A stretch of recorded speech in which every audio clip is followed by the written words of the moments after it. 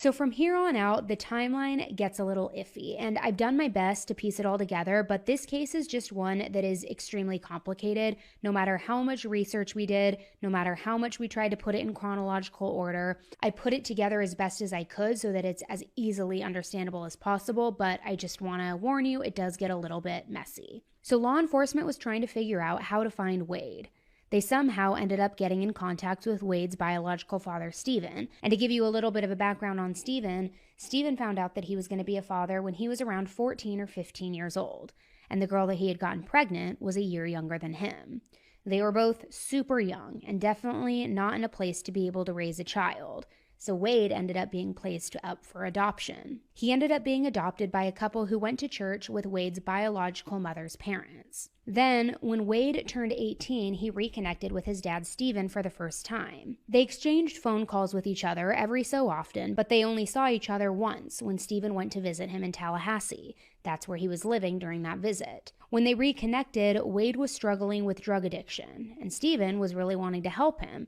So he ended up getting him a motel room here and there and actually helping Wade get into rehab in South Florida. So when law enforcement now got a hold of Stephen, Stephen told them that he actually had heard from Wade. They had talked on the phone, and Wade said that he was in trouble, that he needed help.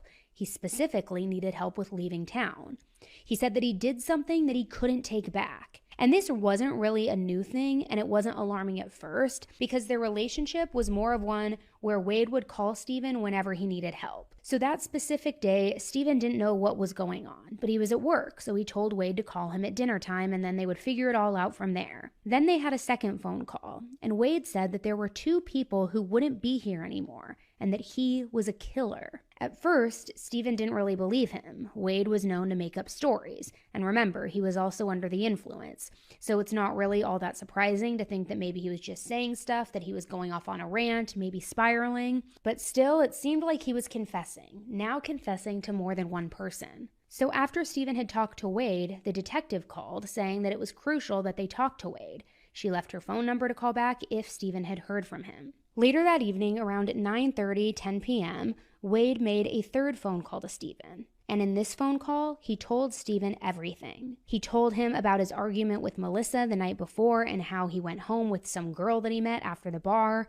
He said that they hung out for a while and then she went to sleep. Then he said, after she went to sleep, he got on top of her and he strangled her.